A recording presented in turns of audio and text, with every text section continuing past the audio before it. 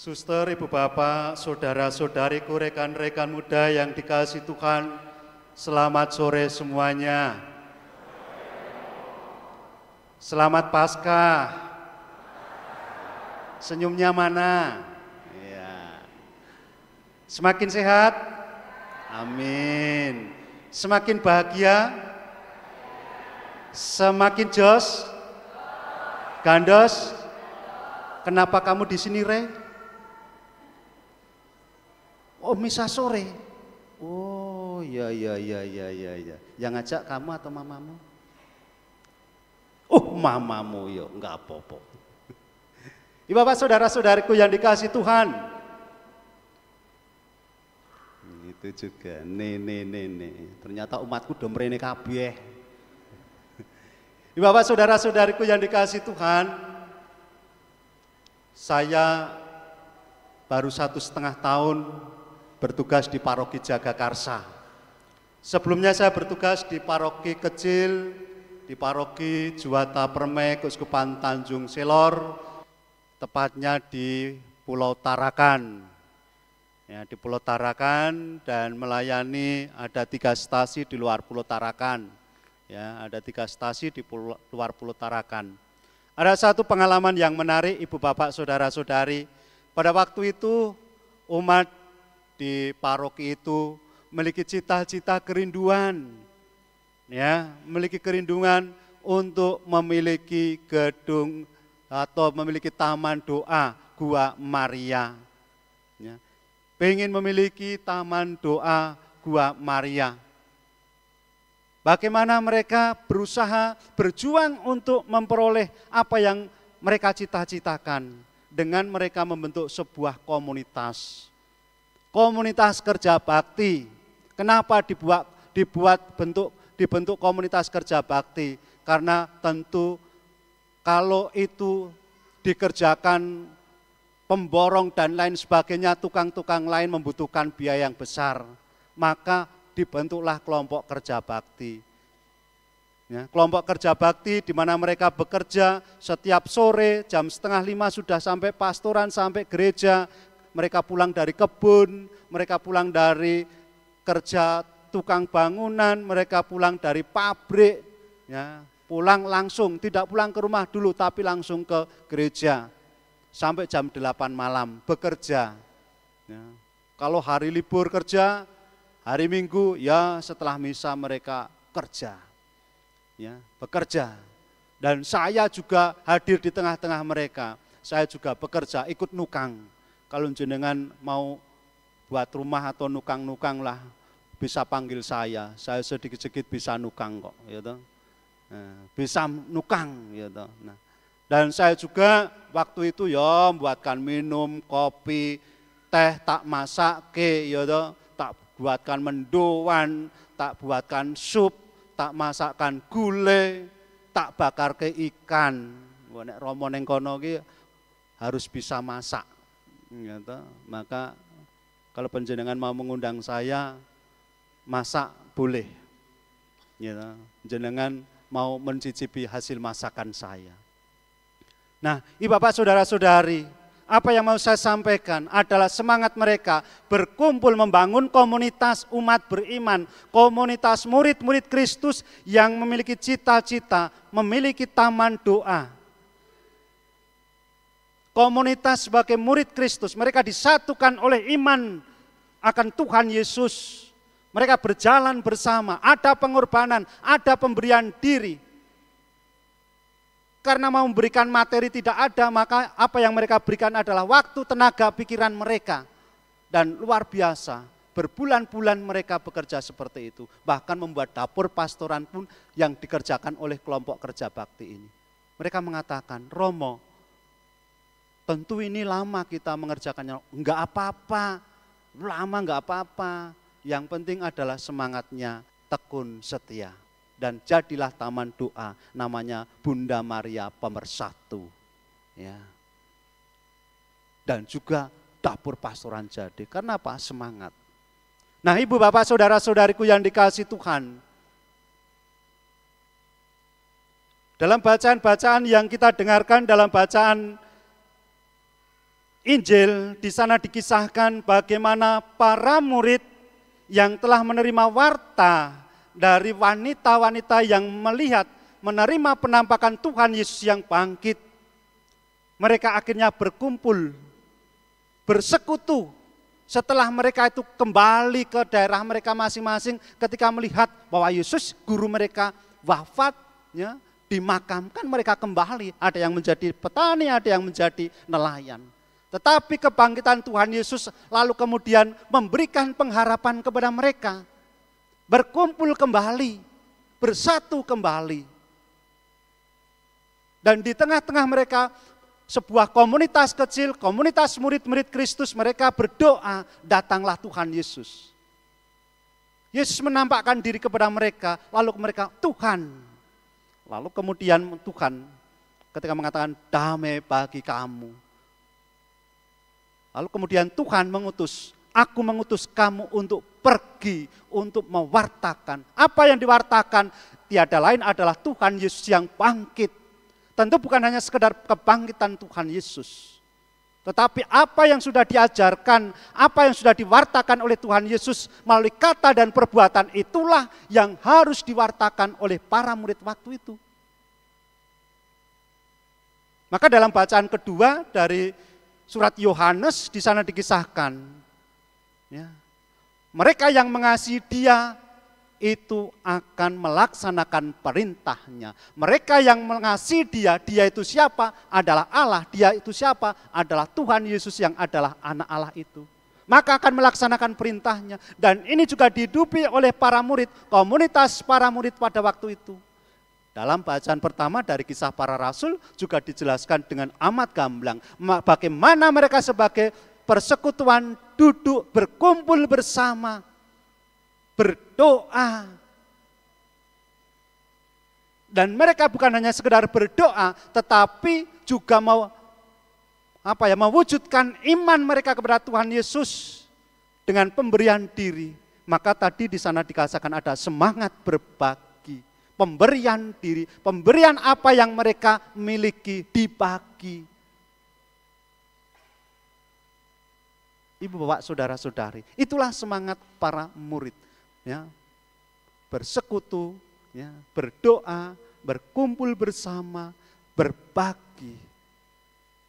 Dan apa yang sekali lagi yang dilakukan mereka adalah apa yang sudah diajarkan oleh Tuhan Yesus. Nah, ibu bapak saudara-saudariku yang dikasih Tuhan, melalui sabda Tuhan hari ini mari kita melihat diri kita. Kita pun juga memanggil, Tuhan pun memanggil kita, mengutus kita hadir di dalam komunitas keluarga. Ya, kita juga dipanggil dalam komunitas keluarga, komunitas religius. Pertanyaannya adalah, sebagai komunitas keluarga, komunitas murid-murid Kristus di tengah-tengah keluarga, apakah aku juga mampu menghidupi semangat para murid dengan berkumpul dan berdoa? Berkumpul dan berdoa. Ibu bapak saudara-saudari, saya kagum kalau mendengar ada keluarga-keluarga yang masih menyempatkan diri untuk berkumpul dan berdoa bersama. Luar biasa. Sebelum tidur berdoa bersama. Ada juga salah satu keluarga di Purwodadi, Jawa Tengah, tempat saya live in waktu live in, waktu saya masih frater. Di sana sore-sore jam 6 sore saya bingung, saya di kamar kok ibu sama bapak itu duduk di ruang tengah. Lalu kemudian saya juga datang, ternyata berdoa dan membagikan pengalaman ini sudah kami lakukan sejak anak-anak masih kecil Romo. Sekarang sudah kuliah di Semarang, ada yang bekerja di Boyolali. Tetapi semangat ini setiap jam 6 sore meskipun jauh kami selalu saling mengingatkan berdoa. Jam 6 sore. Semangat untuk berkumpul dan berdoa. Pemberian diri di tengah-tengah keluarga. Sejauh mana aku memberikan diriku, waktu, tenaga, pikiranku juga untuk keluargaku, untuk anakku, untuk suamiku, untuk istriku. Anak untuk orang tua. Dan kita ibu bapak saudara-saudari juga dibangun dalam sebuah komunitas umat beriman di dalam lingkungan, di dalam gereja paroki. Pembaptisan yang kita terima tadi, roh itulah yang menggerakkan kita, roh itulah yang mengumpulkan kita. Apakah kau sudah hadir sebagai komunitas umat beriman di lingkunganku? Apakah kau sudah hadir di dalam komunitas lingkungan hidup menggereja di paroki? Ini menjadi refleksi bagi kita semuanya. Ya. Panggilan kita. Maka ibu bapak saudara-saudariku yang dikasihi Tuhan, sabda Tuhan ini moga-moga membantu kita untuk berefleksi. Ya. Berefleksi supaya kita tidak melulu dikuasai oleh keinginan-keinginan, pentingan-pentingan sendiri. Kalau tidak menguntungkan bagiku, aku tidak akan melakukan. Tuhan tidak mengajarkan seperti itu. Tuhan tidak mengajarkan seperti itu. Ya.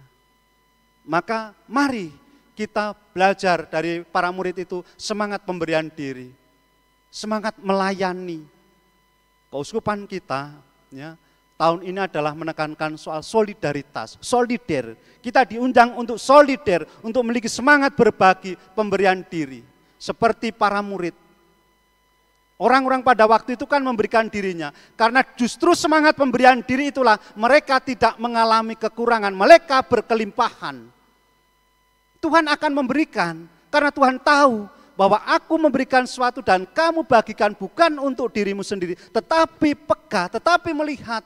Oh, orang-orang di sekitarku, sesamaku. Yang harus aku bantu, yang harus aku juga tolong. Ya, gelas isi air itu kalau tidak dituang, airnya tidak akan pernah berkurang, tidak akan pernah berubah. Yaitu terus. Lah piye arep diisi wong aire ora dituang-tuang kok. Ya ora. Betul ndak Bapak Ibu? Halo. Udah kekeselan liburan ya. Apa mikir arep mudik? Itu kan, maka air itu harus dituang.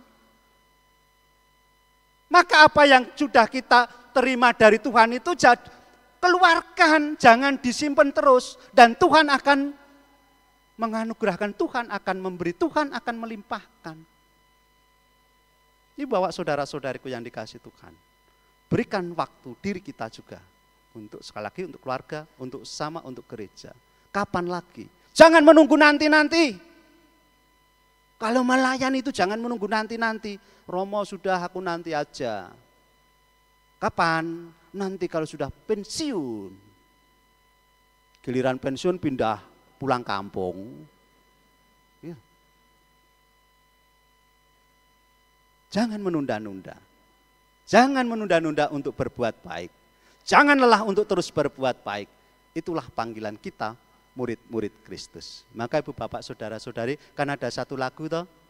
Lagu hidup ini adalah kesempatan. Coba sing nyanyi. Nyanyi Re, sini Re. Kamu bisa nyanyi toh? Hidup ini adalah kesempatan, bisa nyanyi kan? Enggak bisa. Ini bisa ini. Domi bisa. Ora iso. Aku kenal mereka semua iki. Kita Bapak Ibu, indah sekali lagu ini. Hidup ini adalah kesempatan. Seberapa Mas Jonte?